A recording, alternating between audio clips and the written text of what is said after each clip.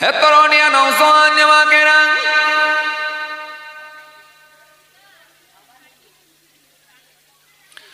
ইয়া মাই মুরব্বিয়ানেরা,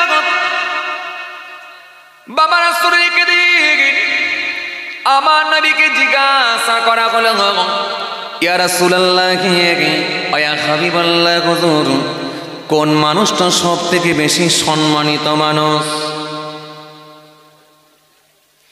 নবী বললেন, ওই মানুষটাই সব থেকে বেশি সম্মানিত, সেই ব্যক্তিটা আল্লাহর কাছে সব থেকে সম্মানিত ব্যক্তি, যে ব্যক্তিটা সব থেকে বেশি পরহেজগার,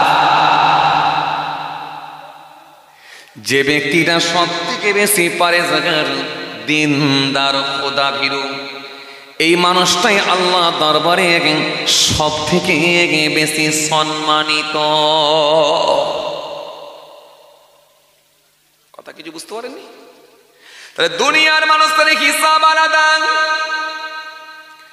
আর আখিরাতের হিসাব আলাদা। এই জন্য আমার নবীকে জিজ্ঞাসা করা হলো, আইয়ুন নাসি আকরামু ইয়া রাসূলুল্লাহ, হাবিবাল্লাহ কোন মানুষটা সব থেকে সম্মানিত মানুষ? নবী বললেন, ক্বালা আকরামুহুম ইনদাল্লাহি আতকাকুম। আল্লাহ নবী সুন্দর করে বললেন, ওই ব্যক্তিটা আল্লাহ দরবারে সব থেকে সম্মানিত, যে ব্যক্তিটা সব থেকে বেশি পরহেজগার। তাহলে পরহেজগার কারা? মুখে দাড়ি, পরহেজগার কারা?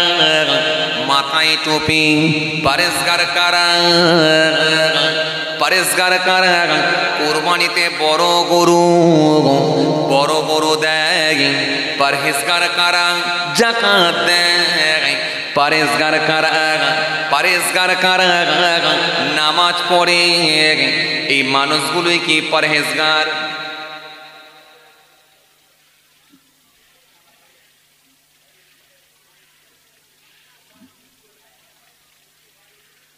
বাবা চুপ করে গেলেন যে? আরে বাবা, আপনার বয়স ছেড়ে দেন না, ওয়াজ শোনার বয়সটাও তো একটা হয়েছে। ওয়াজ শোনার বয়সটাও তো একটা হয়েছে, তো সেই বয়সটাকে কাজে লাগান না। আপনি আপনার অভিজ্ঞতা থেকে বলেন, এক্সপিরিয়েন্স থেকে বলেন, এতদিন যে ওয়াজ শুনলেন, অভিজ্ঞতা থেকে বলেন পরহেজগার কারা?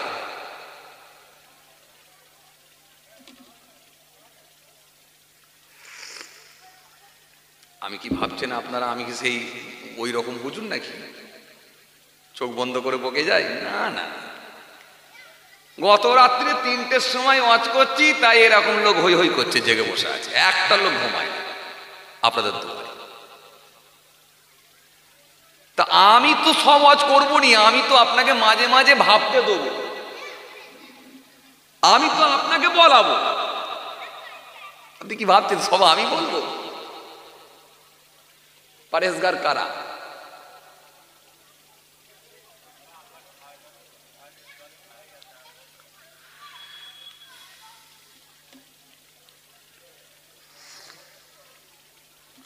তাহলে নবীকে জিজ্ঞাসা করা হলো, কি বলা হলো? ইয়া রাসূলুল্লাহ, হাবিবাল্লাহ, হুজুর আল্লাহ পাকের দরবারে সম্মানিত ব্যক্তি কে? তাই তো নাকি? নবী বললেন, ওই ব্যক্তিটাই আল্লাহর কাছে সব থেকে বেশি সম্মানিত, যে ব্যক্তিটা আল্লাহ পাকের কাছে সম্মানিত ব্যক্তি, যে সব থেকে বেশি পরহেজগার, দিনদার। কথা ক্লিয়ার? এবারে পরহেজগার কারা? যে মুখে দাঁড়িয়ে রেখেছে, 5 ওয়াক্ত নামাজ পড়ছে, রমজান মাসে রোজা রাখে, যাকাত দেয়, আওকাত থাকলে হজ করে, এলে ওটা পরহেজগার তো? কথা বলে না, এটা পরহেজগার তো? এবার ভরসা করে বলেন না। তা আমল করে পরহেজগার হবে না ইমাম সাহেব? তাও ঘাবড়ে যাচ্ছে, মহাবিপদে পরিচিত আমি, হচ্ছে না। তাহলে আমল না করলে পরহেজগার হওয়া যায়? এইবারে ধরেছে। আমি তো বললাম যে আপনার ওয়াজের তো একটা শোনার বয়স হয়েছে, আপনার নিজের বয়সটাকে ছেড়ে দেন। আপনার যে ওয়াজ শোনার বয়স, 10 বছর হতে পারে, 15 বছর হতে পারে, 18 বছর হতে পারে, 30 বছর হতে পারে। এই যে আপনার ওয়াজ শোনার বয়সটাকে আপনি কাজে লাগান, আপনার ওয়াজ শোনার বয়সটাকে কাজে লাগিয়ে বলেন, আপনার অর্থাৎ এক্সপিরিয়েন্স, অভিজ্ঞতা থেকে বলেন।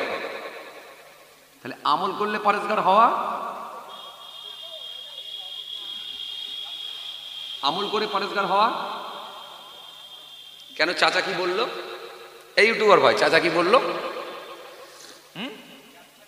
চাচা বলছে আমল করে যাচ্ছে না। কেন?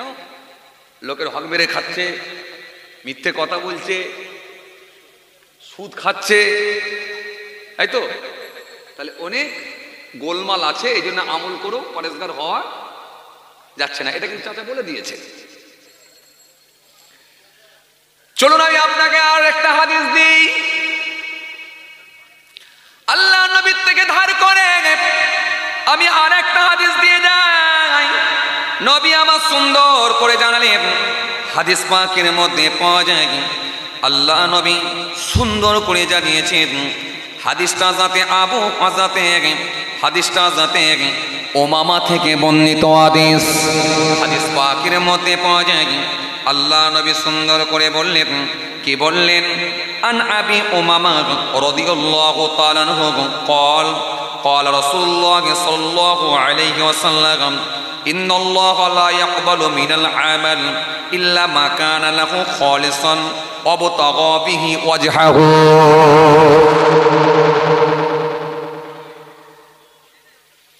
এই হাদিসটা হযরত উমামা রাদিয়াল্লাহু তাআলা আনহু থেকে বর্ণিত হাদিস।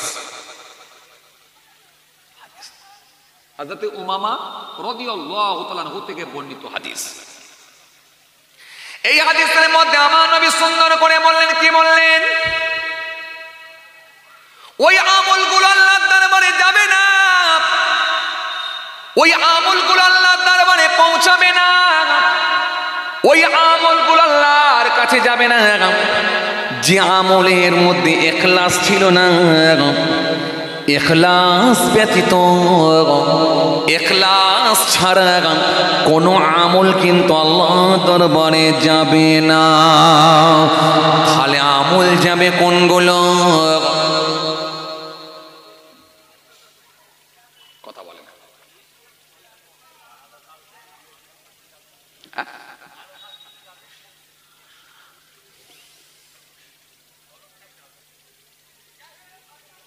আমি হাদিসটা কি বলেছিলাম বলেন আপনাদের সামনে।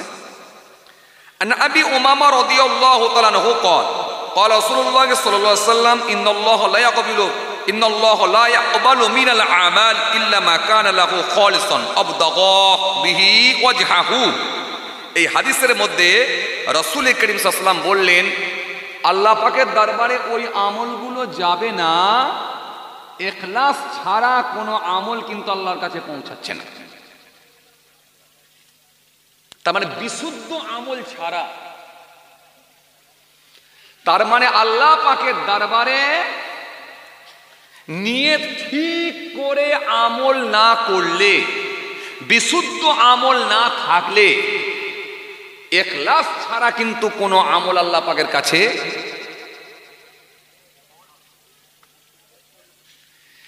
শুরুটা কি দিয়েছিল বলেন তো, যে কোন আমল আল্লাহর দরবারে যাবে? মনে আছে আপনাদের নাকি না? এই মনে আছে আপনাদের? শুরুটা করেছিলাম কোন দিয়ে? না, নামাজ দিয়ে নয়, রোজা দিয়ে, হজ যাকাত দিয়ে নয়।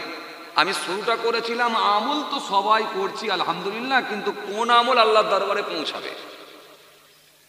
মনে আছে আপনাদের? তাহলে এখানে কি বুঝলেন? ইখলাস ছাড়া কোনো আমল।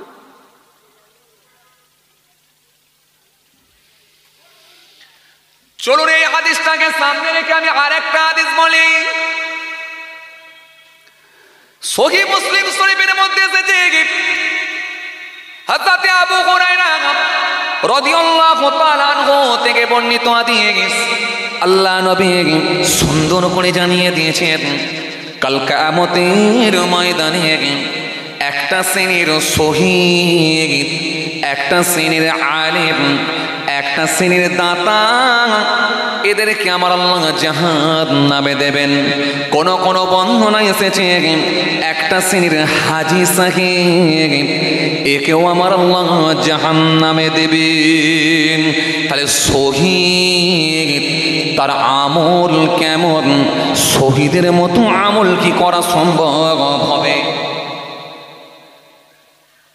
দেখ, তোমার নামাজ, তোমার দাঁড়ি, তোমার রোজা, তোমার জিকির, তোমার তসবিহ রাখো।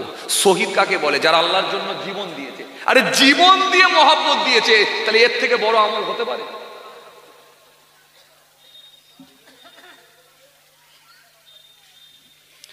রাখো তোমার নামাজ, রাখো তোমার দাড়ি, রাখো তোমার টুপি, রাখো তোমার জিকির, রাখো তোমার ভালো কাজ, রাখো তোমার যাকাত। শহীদকে যে আল্লাহর জন্য সরাসরি জীবন দিয়ে দিয়েছে, জীবন দিয়ে দিয়েছে আল্লাহর জন্য, নিজের জীবনকে আল্লাহর জন্য উৎসর্গ করে দিয়েছে, নিজের জীবনকে বিসর্জন দিয়েছে, এটা কত বড় আমল!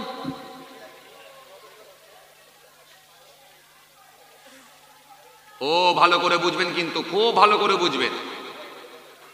আপনাকে সবাই এসে বলে যাবে নামাজ পড়ো, দাঁড়িয়ে রাখো, রোজা রাখো, জিকির করো, তসবিহ পড়ো, জান্নাতে যাবে, এটা সবাই এসে বলবে। কিন্তু আমি আপনাকে বলছি ওই আমল জান্নাতে যাবে না যে আমল বিশুদ্ধ না হবে, যে আমলের ইখলাস না থাকবে, ওই আমল যাচ্ছে না। সুতরাং এমন আমল করো যাতে করে আল্লাহর দরবারে পৌঁছায়। খাতা ভর্তি লিখে লাভ নাই, মাস্টার যেটা প্রশ্ন করেছে সেটারই অ্যান্সার দেওয়ার চেষ্টা করো। তোমাকে জিজ্ঞাসা করেছে বাপের নাম আর তোমার জন্ম তারিখ লেখো, তুমি লিখে দিলে মায়ের নাম আর তোমার বাড়ি লিখে দিয়ে চলে এলে। তুমি জানলে খাতায় লিখেছি, কিন্তু মাস্টার মশাই বলল না, নাম্বার পাওয়া যাবে না, কারণ আমি যেটা জিজ্ঞাসা করেছি সেটার অ্যান্সার হয় না।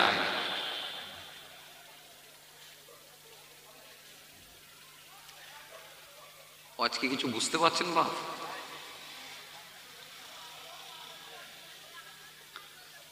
আপনারা কি আমার উপর রাগ করছেন?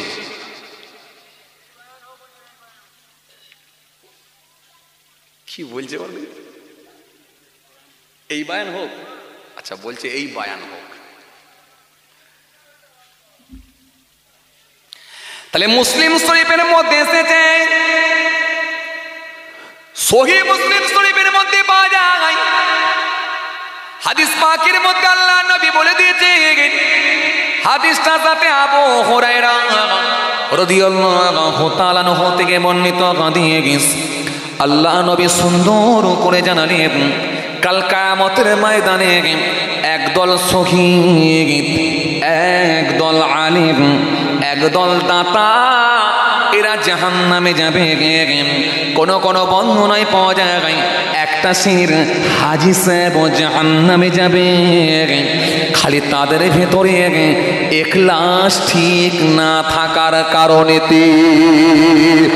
শহীদকে বলবে, আল্লাহ কি করেছ বান্দা আমার জন্য বলো। আলেমকে বলবে, আল্লাহ বান্দা আমার জন্য কি করেছ বলো। দাতাকে বলবে, আল্লাহ ও বান্দা আমার জন্য কি করেছ বলো। হাজীকে বলা হবে, আমার জন্য কি করেছ বলো, কি আমল করেছ হিসাব দাও।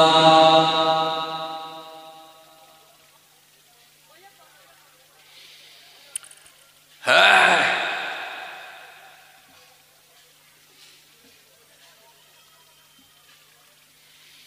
তাহলে আপনাদেরকে আমি যেটা বুঝাতে চাইছি, প্রশ্ন বুঝে কিন্তু অ্যান্সার দেন।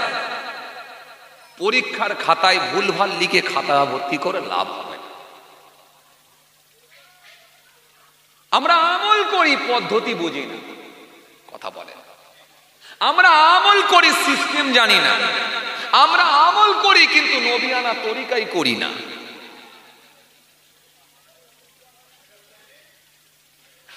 একটা 5টা টাকা দান দেবেন, সেটাও নবিয়ানা তরিকাই হতে হবে। মুখে দাড়িটা রাখবেন, এটাও নবিয়ানা নকশাই হবে। এক গিলাস পানি খাবেন, সেটাও নবিয়ানা নকশাই হবে। গায়ে পাঞ্জাবিটা পরবেন, সেটাও নবিয়ানা তরিকায় নকশাই হবে। রাস্তা দিয়ে হাঁটবেন, সেটাও নবিয়ানা তরিকায় নকশাই হবে। তরিকায় যদি নবিয়ানা হয়, নকশাই যদি নবিয়ানা হয়, তাহলে ওই আমলটাই বিশুদ্ধ আমল, ওটাই আল্লাহর দরবারে যাবে। ওটাই ভেতরে এখলাস ছিল, আল্লাহর ভয় ভীতি ছিল, নবীর সিস্টেমে হয়েছিল।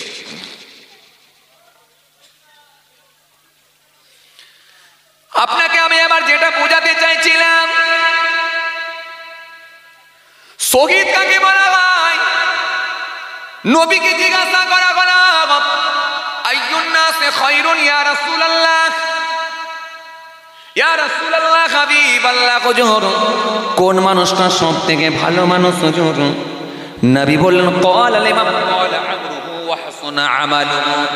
আল্লাহর নবী বললেন যার বয়স বেশি সাথে আমল ভালো। নবীকে জিজ্ঞাসা করা হলো আইয়ুল আমাল আহাব্বু ইলাল্লাহ আযজা ওয়া জাল, ইয়া রাসূলুল্লাহ হাবিবাল্লাহ হুজুর সবথেকে ভালো আমল কি আমল হুজুর? নবী বললেন সবথেকে ভালো আমল হলো ক্বালা সালাতু আলা ওয়াক্তিহা, নামাজের সময়ে নামাজ পড়ে নেওয়া। সুম্মায়ু, তারপরে কি হুজুর? নবী বললেন ক্বালা বিরুল ওয়ালিদাইনি, মা বাপের খেদমত করা, মা বাপের সঙ্গে ভালো আচরণ করা, এটা হলো ভালো আমল। এবার মহব্বতে সুবহানাল্লাহ বলবেন না? আমি বারবার কিন্তু বলবো না আপনাকে, সুবহানাল্লাহ বলবেন কি না বলবেন সেটাও আপনার ব্যাপার। বিশ্বাস করেন 2024 সাল থেকে পুরো ওয়াজ করার সিস্টেম আলাদা করে নিয়েছি, একটা কাউকে ডাকবো নি, সুবহানাল্লাহ বলতে বলবো নি। কেন? কেন ভাই? যে লোকটা চায়ের দোকানে বসে আছে, যে লোকটা বাদাম খাচ্ছে, যে লোকটা রাস্তায় ঘুরছে, সে কি জানে না মাহফিলের গুরুত্ব কত? এরকম মাহফিল থেকে যদি সে দূরে সরে যায়, সে যদি চায়ের দোকানে মনে করে এখানে থাকাটাই আমার জন্য উত্তম, তাহলে আমি কেন জোর করে ডাকতে যাব? সে তার 14 বছরের ওয়াজ শোনাকে কাজে লাগাক। 14 বছর ওয়াজ শুনে যদি এটাই বুঝে থাকে যে চায়ের দোকানে বসে থাকাটাই বেটার, তাহলে নিশ্চয়ই সে ওটা বুঝেছে, ওটাই থাক। কারণ তাকে আমি আর জোর করে বুঝাতে পারবো না। 14 বছরে ওয়াজ শুনে যদি নিশ্চয়ই এটা বুঝেছে যে চায়ের দোকানে বসে থাকার থেকে বসে বসে ওয়াজ শুনে দিনে মাহফিলে বসা মানে সওয়াবের হকদার হব, তাহলে এরপরে যদি সে না আসে তার মানে বুঝতে হবে সে ইচ্ছাকৃতভাবে আসে না। তাহলে তাকে আমি ডেকে কিন্তু সময় নষ্ট করব না। সুবহানাল্লাহ আপনাকে আমি জোর করে বলতে বলছি না, এই কারণে আপনি আপনার ওয়াজ শোনার বয়স হয়ে গেল 14 বছর। 14 বছর ওয়াজ শোনার বয়সকে কাজে লাগিয়ে যদি বুঝতে পারেন যে এই জায়গায় সুবহানাল্লাহ বলা দরকার আছে, তাহলে বলবেন। যদি মনে হয় 2 ঘন্টা ওয়াজ শুনে ফেলবো, একবারও সুবহানাল্লাহ বলা দরকার নাই, তাহলে আপনি দেবেন।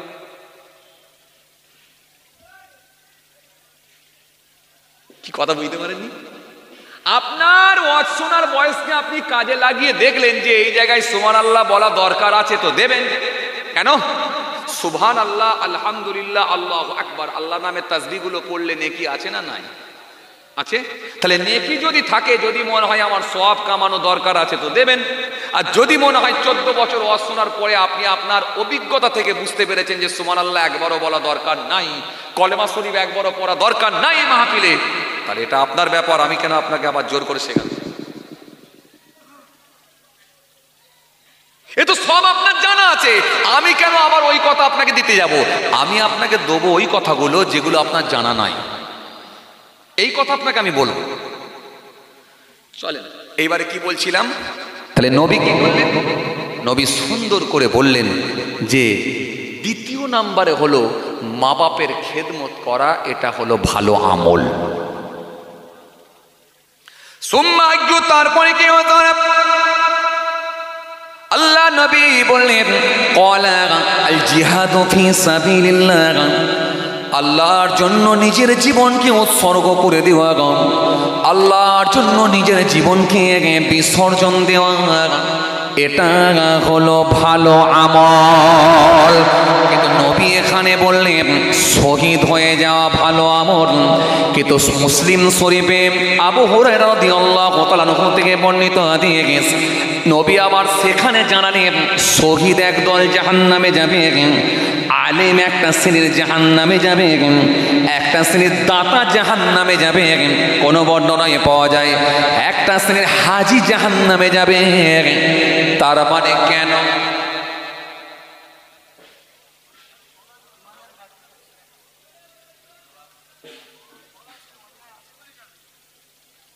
এই তো ধরতে পারছো তো ধরতে পারছো তো? এরা এইটাই তো আমি বলতে চাইছি, ধরে ফেলেন ওয়াজ না, একদম ঠিক। একটু বলছি ধরতে পারছেন আপনারা, তাহলে নিশ্চয়ই গোলমাল আছে। গোলমাল আছে তো, গোলমাল আছে বলি যাচ্ছে না। এইবার আপনাকে সেইভাবেই লিখে আসতে হবে যাতে করে নাম্বারটা সঠিকভাবে পাওয়া যায়।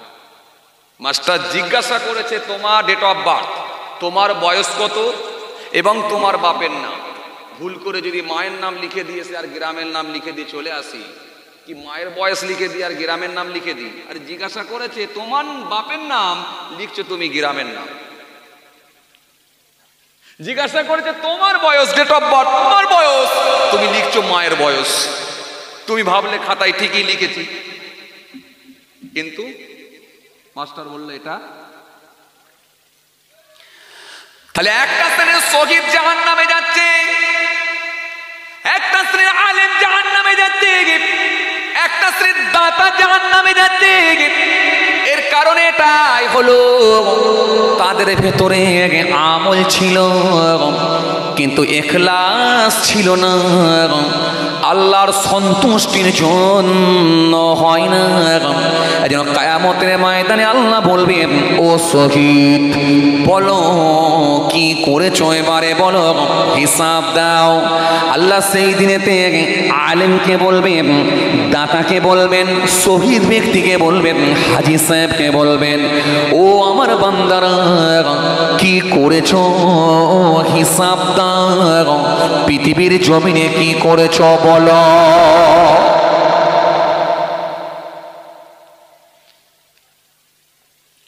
শহীদ ব্যক্তি সেই সময় বলবে আল্লাহ আমি তো আপনার জন্য জীবন দিয়েছি, আপনার জন্য আমার জীবনকে উৎসর্গ করে দিয়েছি, আপনার জন্য আমার জীবনকে বিসর্জন দিয়েছি, আপনার জন্য আমার জীবনকে কোরবান করে দিয়েছি। ও বান্দা জীবন দিয়েছিলে এটা ঠিকই কথা, কিন্তু আমার জন্য হয় না এটাও ঠিকই কথা। তুমি যখন ময়দানে নেমে গিয়েছিলে তোমার নিয়ত এসে গিয়েছিল যদি আমি শহীদ হয়ে যেতে পারি, আরে মরবো তো একদিন, কিন্তু শহীদ যদি হয়ে যায় শহীদ নামে আমি খ্যাত হয়ে যাব, পৃথিবীর মানুষ সবাই আমাকে জানবে, শহীদ বলবে, শহীদ বলে আমাকে, শহীদ বলে আমাকে ডাকবে। লোকটি শহীদ হয়েছিল, এই শহীদ নামটাই আমার কাছে পরিচিত হয়ে যাবে। সুতরাং শহীদ হয়ে আমি মরতে চাই। এই যে দুনিয়ায় তোমার নিয়তটা গোলমাল ছিল, এই নিয়তটা গোলমাল হয়ে যাবার কারণে আমি আল্লাহর জন্য হলো না। দাতাকে বলবে বান্দা কি করেছো হিসাব দাও। দাতা বলবে আল্লাহ অনেক আমি টাকা দান করেছি, মাদ্রাসায় দিয়েছি, মসজিদে দিয়েছি, জমি দান করে দিয়েছি, আহারে এলাকার গরিব মানুষদেরকে আমি দান করেছি। ও বান্দা হয় না, এটা তো আমার সন্তুষ্টির জন্য হয় না। তুমি বলেছিলে যদি বেশি বেশি করে দান করতে পারি লোকে আমাকে দাতা বলবে, লোকে আমাকে বিশিষ্ট সমাজসেবী বলবে, লোকে আমাকে উঁচু চেয়ার দেবে, লোকে আমাকে ভালো একটা জায়গা দেবে। তোমার নিয়তের গোলমাল ছিল বান্দা, তোমার ভেতরে ইখলাস ছিল না, আমার সন্তুষ্টির জন্য হলো না। সুতরাং ওই দানকে আমি আল্লাহ পছন্দ করি না। সেদিনে কিন্তু আল্লাহর কাছে ধরা পড়বে। সেই দিনটা কোন দিন? কোন দিন? বলা কিয়ামতের দিন। এই জন্য আমার আল্লাহ সুন্দর করে জানিয়েছেন ওয়াত্তাকু ইয়াওমান তুরজাউনা ফীহি ইলাল্লাহ সুম্মা তুওয়াফা কুল্লু নাফসিন মা কাসাবাত ওয়া হুম লা ইউযলামুন। আল্লাহ সুন্দর করে জানালেন ওয়াত্তাকু ইয়াওমান, ওই দিনকে ভয় করো। ওয়াত্তাকু ইয়াওমান, ওই দিনকে ভয় করো। ওয়াত্তাকু ইয়াওমান তুরজিউনা ফীহি ইলাল্লাহ, যেদিনে তোমাদেরকে আমি আল্লাহর কাছে ফিরে আসতে হবে, আমার কাছে ফিরে আসতে হবে। তুরজিউনা ফীহি ইলাল্লাহ সুম্মা তুওয়াফা কুল্লু নাফসিন মা কাসাবাত ওয়া হুম লা ইউযলামুন, সেদিনে প্রত্যেকের আমলগুলো তাদের কাছে ফিরিয়ে দেওয়া হবে। ওয়া হুম লা ইউযলামুন, সেদিনে কিন্তু কারো উপর কোনো জুলুম করা হবে না। সেই দিনটা কোন দিন? আখিরাতের দিন। সেই দিনটা হলো কিয়ামতের দিন, যেদিনে বান্দা পালাবার কোনো জায়গা পাবে না, আর যেখানে মরুক না কেন আল্লাহর কাছে গিয়ে ফিরে আসতে হবে। কথা ঠিক কিনা? পানিতে ডুবে, আগুনে পুড়ে, হাওয়াতে ফ্লাইটে উড়ে, ভূমিকম্পে মাটির নিচে চলে, বজ্রপাতে জমা করা হবে এক জায়গাতে। সেই দিনটা কোন দিন? বলো। আখিরাতের দিন। জমা করা হবে এক জায়গাতে, সেটা হলো আখিরাতের দিন, যেদিনে কোনো ক্ষমতা চলবে না, শক্তি চলবে না, পাটির বল, লাঠির বল, গায়ের বল, ক্ষমতার বল, দেশের বল, দশের বল, শক্তির বল। ফারিস্তা খালি একটাই কথা বলবে, সোজা হয়ে চল। সেদিন আল্লাহ একটাই কথা বলবেন, কি করেছিস এবারে বল। সেই দিনটা কোন দিন? জোরে। আখিরাতের দিন, যেদিনের মালিক হবে আল্লাহ, মালিক ইয়াউমিদ্দিন, বিচার দিনের মালিক হলেন আল্লাহ। ইয়্যাকা না'বুদু, আমরা শুধু তোমারই ইবাদত করি। ওয়া ইয়্যাকা নাস্তাঈন, তোমারই কাছে সাহায্য চাই। ইহদিনাস সিরাতাল মুস্তাকিম, তুমি আমাদেরকে সহজ সরল পথ দেখাও।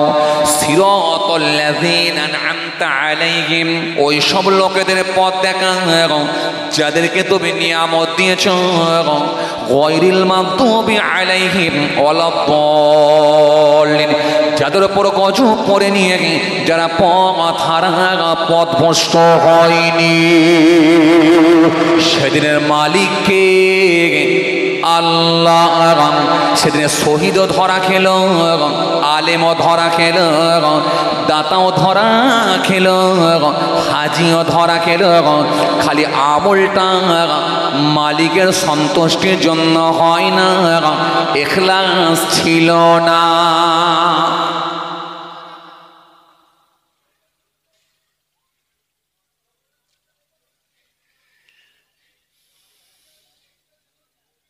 সব জায়গায় সমান। যে তাকান, খেয়াল করেন, তাহলে কি বলছিলাম? আমল থাকবে, কিন্তু সব আমল ক্লিয়ার হচ্ছে তো? আজ ক্লিয়ার হচ্ছে তো? তাহলে সব আমল কিন্তু যাচ্ছে না, কারণ গোলমাল আমল থাকলেই আরো ভালো আপনারা বুঝতে পারবেন। আরো যদি আপনাদের সামনে আমি এক দুটো হাদিস বলি, আরো আপনাদের সামনে ক্লিয়ার হবে, আরো আপনারা সুন্দর করে ভালো করে বুঝতে পারবেন। কেন হাদিস পাকের মধ্যে পাওয়া যায়, রাসূলুল্লাহ জানিয়েছেন, আন সাদ্দাদ ইবনে আওস রাদিয়াল্লাহু তাআলা আনহু قال سمعت رسول الله صلى الله عليه وسلم يقول من تصدق إرائي فقد أشرك. عن عمر بن الخطاب رضي الله تعالى عنه قال سمعت رسول الله صلى الله عليه وسلم يقول إن يسير الرياء شرك. একটা সাদ্দাদ ইবনে আউস থেকে বর্ণিত হাদিস, একটা উমর ইবনে খাত্তাব রাদিয়াল্লাহু তাআলা আনহু থেকে বর্ণিত হাদিস। আরো দুটো হাদিস পড়লাম। ভাই ইউটিউবের যুগ তো, আমাদেরকে 2-3 দিন ছাড়া ছাড়া ওয়াজ পাল্টাতে হয়, 2-3 দিন ছাড়া ছাড়া। সব তো আর মনে রাখা, মাথায় ঢোকানো সম্ভব না। এই জন্য মাথায় যেগুলো থাকে বলি, আর না হলে কিছু লোড করে নিয়ে চলে আসি। এর ভেতরে যা খুঁজবেন খালি বেরোবে, যাতে করে দলিল সহকারে যদি আলোচনাটা হয় তাহলে আমাদের গ্রহণ করতে সুবিধা। এই জন্য আপনাদের সামনে আমি আরো দুটো হাদিস দিলাম, একটা সাদ্দাদ ইবনে আউস থেকে বর্ণিত হাদিস, একটা উমর ইবনে খাত্তাব রাদিয়াল্লাহু তাআলা থেকে বর্ণিত হাদিস। এই হাদিস দুটো অর্থ করলে আরো ক্লিয়ার হবে। তাহলে এখন পর্যন্ত আপনারা কি বুঝলেন? প্রথমে আমি আপনাদের সামনে যে পয়েন্টটা তৈরি করেছিলাম, কি বলেছিলাম, যে সব আমল কিন্তু আল্লাহর দরবারে যাচ্ছে না।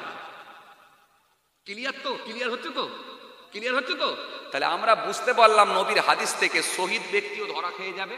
একটা শ্রেণীর শহীদ, একটা শ্রেণীর আলেম, একটা শ্রেণীর দাতা, একটা শ্রেণীর হাজী সাহেব।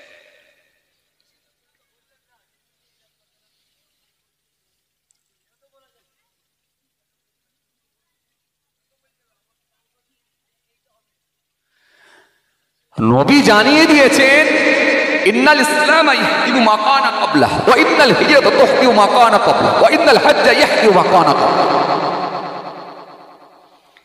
ইসলাম ওই সমস্ত গুনাহ ধ্বংস করে দেয়, শেষ করে দেয়, যাহা তাহার পূর্বে করিয়াছিল। আর একটু ক্লিয়ার করলে আপনারা ভালো করে বুঝতে পারবেন।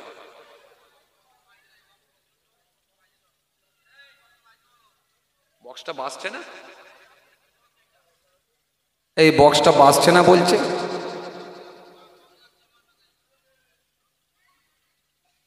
এবার কি ঠিক আছে? ঠিক নেই?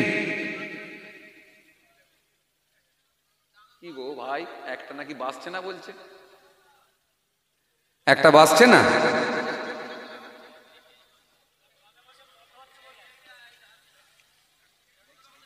আচ্ছা ঠিক আছে ভাই, দেখছি, চেষ্টা করছি। আপনারা মোটামুটি শুনতে পাচ্ছেন তো? বাস ঠিক আছে, শুনতে পেলেই হবে ইনশাআল্লাহ।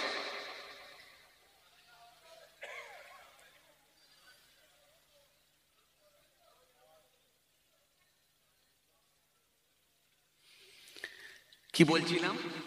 তাহলে নবী বললেন ইসলাম ওই সমস্ত গুনাহ বিনষ্ট করে, শেষ করে দেয়, যাহা তার পূর্বে করেছিল।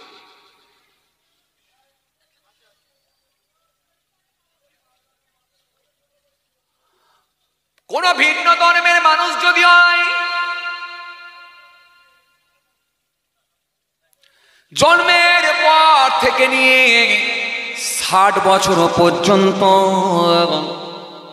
সে তার ধর্মের বিধান মেনেছিল, কিন্তু 60 বছর পরে বুঝতে পেরে গেল যে একমাত্র সঠিক ধর্ম হলো ইসলাম ধর্ম। সুতরাং ইসলামে রয়েছে শান্তি, ইসলামে রয়েছে ভ্রাতৃত্ব, ইসলামেই রয়েছে আল্লাহর সন্তুষ্টি। আর ইসলাম ধর্ম যদি সঠিকভাবে পালন করা হয়, এতেই রয়েছে আল্লাহর জান্নাত। এখন 60 বছর পরে যদি বুঝতে পেরে গিয়ে ওই মানুষটা যদি ঈমান কবুল করে নেয়, আর আমার আল্লাহ যদি রাজি হয়ে যায়, খুশি হয়ে যায়, নবীর হাদিস থেকে প্রমাণ হয়ে গেল আল্লাহ ইচ্ছা করলে তার পূর্বের গুনাহগুলোকে মাফ করে দিয়ে ওই মানুষটাকে আমার আল্লাহ বেগুনাও করে দিতে পারে। ইসলাম ওই সমস্ত গুনাহ শেষ করে দেয় যাহা তার পূর্বে করিয়াছিল। যদি কোনো ব্যক্তি ঈমান কবুল করে নেয়, আগের গুনাহগুলো আল্লাহ ইচ্ছা করলে মাফ করবে। এরপরে আমার নবী সুন্দর করে কি বললেন? হিজরত ওই সমস্ত গুনাহ শেষ করে দেয়। যদি কোনো ব্যক্তি হিজরত করে এক জায়গা থেকে আর এক জায়গায় চলে যায়, সেটা যদি ধর্মীয় কারণে হয়, আমি যে জায়গায় আছি নামাজ পড়তে আমাকে বাধা প্রদান করা হচ্ছে, আমি যে জায়গায় আছি কোরআন পড়তে আমাকে দেওয়া হচ্ছে না, আমি যে জায়গায় আছি রমজান মাসে আমাকে রোজা রাখতে দেওয়া হচ্ছে না, আমাকে জুলুমের শিকার হতে হচ্ছে। ধর্মীয়কে বাঁচানোর জন্য ধর্মীয় কারণে যদি আল্লাহর সন্তুষ্টির জন্য খালি দিনকে জিন্দা করার জন্য এক জায়গা থেকে আরেক জায়গায় হিজরত করে চলে যায়, নবী বলছেন আমার আল্লাহ রাজি হলে ওই ব্যক্তির পূর্বের গুনাহগুলোকে আল্লাহ মাফ করে দেন। কেন হিজরাত ওই সমস্ত গুনাহ বিনষ্ট করে যাহা তাহার পূর্বে করিয়াছিল। আর যদি বেটার জায়গা মনে করে কেউ যায়, কাটিহাটে থাকতে ভালো লাগছে না, রাজারহাট একটা টাউন এলাকায়, কথা বলে না, রাজারহাট একটা টাউন এলাকা, সিটি এলাকা, ওখানে যদি বউ বাচ্চা নিয়ে থাকা যায়, ছেলে মেয়েগুলো ভালো পড়াশোনাও করতে পারবে, আর আমি ডক্টর হয়েছি ওখানে চেম্বারটাও করব, ও বুড়ো বুড়ি ঘরে থাকবে, যা কাটিহাটে থাকবো। এটা কাটিহাট তো নাকি খড়গাছি, খড়গাছিতে বুড়ো বুড়ি থাক। এই বেটার জায়গা মনে করে যদি চলে যাওয়া হয়, আমি আপনাকে আগেই বলেছি ওয়াজ কিন্তু বুঝতে হবে, সবকে একভাবে ফেলে দিলে হবে না, তাহলে ওটা কিন্তু নিয়ত ঠিক ছিল না। আর এটা ধর্মকে বাঁচানোর জন্য এক জায়গা থেকে আর এক জায়গায় চলে গেল। চলছে না, চলেনি? বর্তমানে কিছু কিছু জায়গায় মানুষ স্বাধীনভাবে ধর্ম পালন করতে পারছে না, এমন এমন জায়গা আছে না নাই? চীনের দিকে তাকিয়ে দেখেন, হ্যাঁ, ফিলিস্তিনের দিকে তাকিয়ে দেখেন, ভারতের বিভিন্ন স্টেটের দিকে তাকান, উত্তরপ্রদেশের দিকে তাকান, আসামের দিকে তাকান, বাংলারও কিছু কিছু জায়গায় জুলুম অত্যাচার চলছে, সর্বত্র হচ্ছে এগুলো।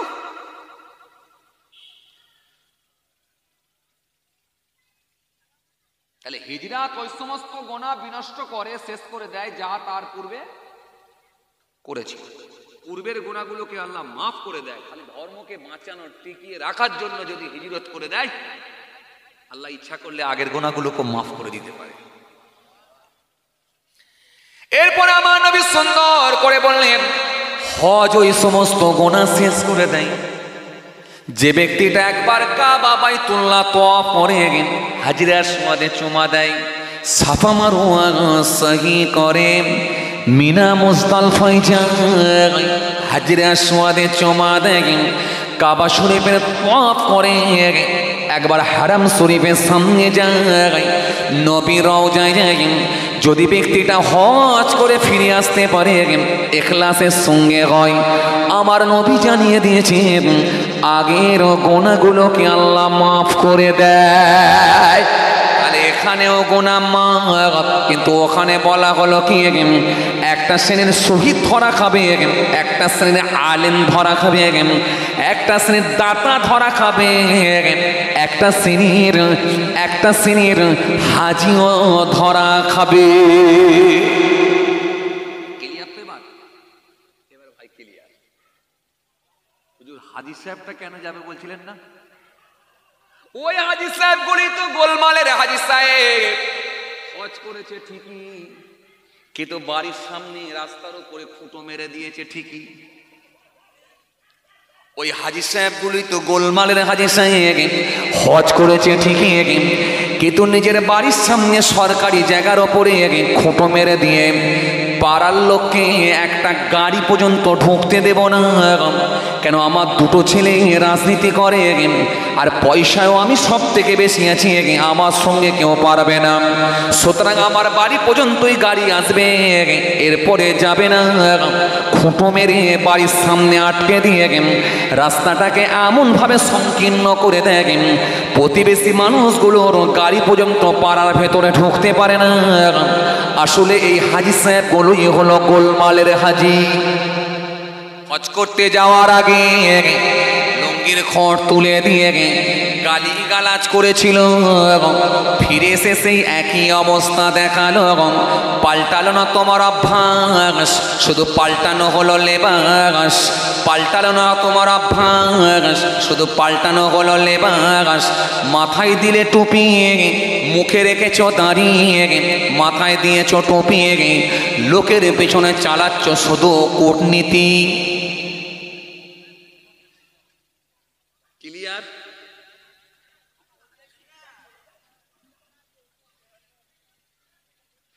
তাহলে গোলমালের হাজি হলে জান্নাতে যাচ্ছে না, ইখলাস না থাকলে দান কবুল হচ্ছে না, নিয়ত ঠিক না থাকলে শহীদও কিন্তু আল্লাহর দরবারে কোনো জায়গা পাচ্ছে না, আলেমও কিন্তু জায়গা পাচ্ছে না, ইখলাস তার ভেতরে নাই। এই জন্য এই কথাকে সামনে রেখে আমি দুটো হাদিস পড়েছিলাম। একটা হাদিস হযরত সাদ্দাদ ইবনে আউস থেকে বর্ণিত হাদিস, আর একটা হাদিস ওমর ইবনে খাত্তাব রাদিয়াল্লাহু তাআলা আনহু থেকে বর্ণিত হাদিস। হযরত সাদ্দাদ ইবনে আউস রাদিয়াল্লাহু তাআলা আনহু থেকে বর্ণিত হাদিস, তিনি বললেন কি, আন সাদ্দাদ ইবনে আউস রাদিয়াল্লাহু তাআলা আনহু قال سمعت رسول الله صلى الله عليه وسلم يقول من تصدق إرائي فقد أشرك. عن عمر بن الخطاب رضي الله تعالى عنه قال سمعت رسول الله صلى الله عليه وسلم يقول إن يسير الرياء شرك. দুটো হাদিস পড়েছিলাম।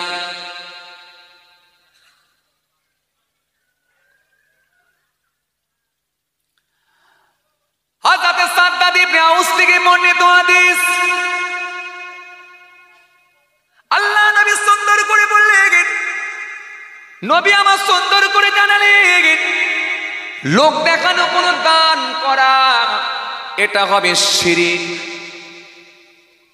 লোক দেখানো কোনো দান করা এটা হবে শিরক।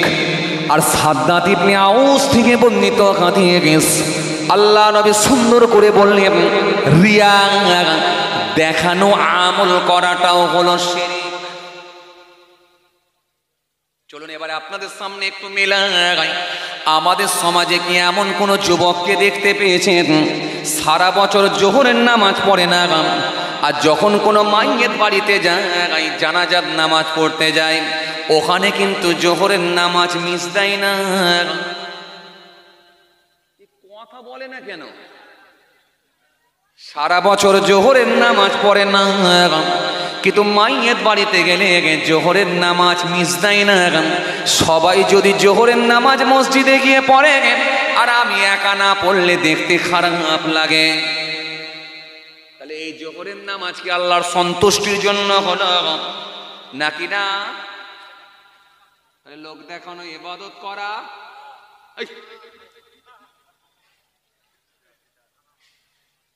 লোক দেখানো ইবাদত করা শিরক।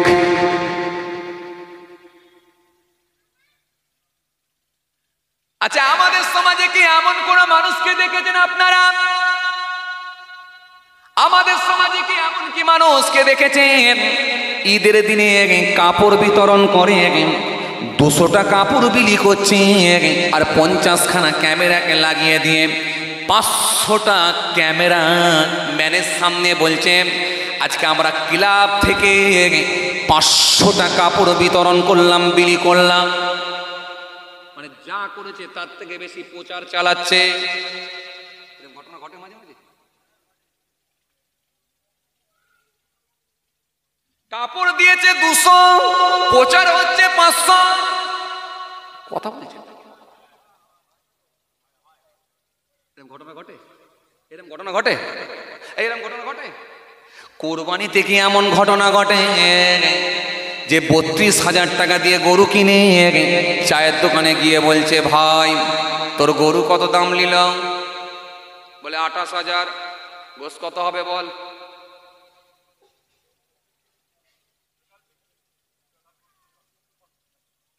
কথা বলছেন না কেন? কুরবানিতে এরকম লোক কিছু পাওয়া যায় কুরবানির মার্কেটে? চায়ের দোকানে গিয়ে বলছে, ভাই তোর গরুর দাম কত? বলে 25,000। বলে ওজন কত? বলে 75,000। তাহলে খুব বড় হবে না। আমার গরু নিয়েছে 38,000, ওজন হবে 88 কিলো।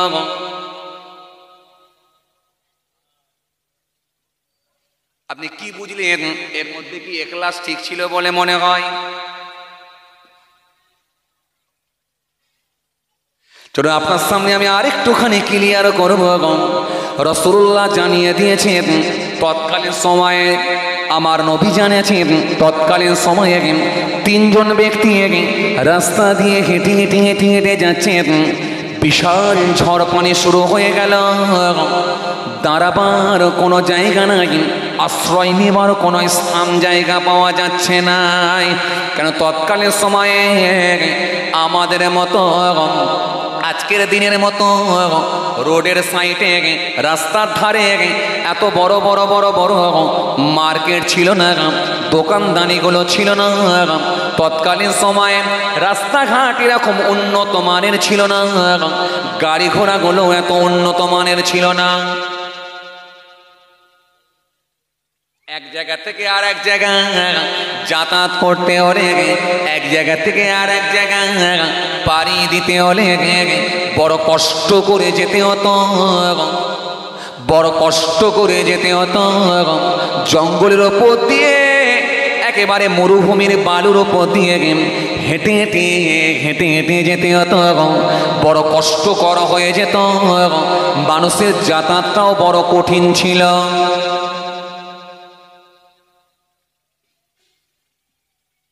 কথা ঠিক তো? হ্যাঁ,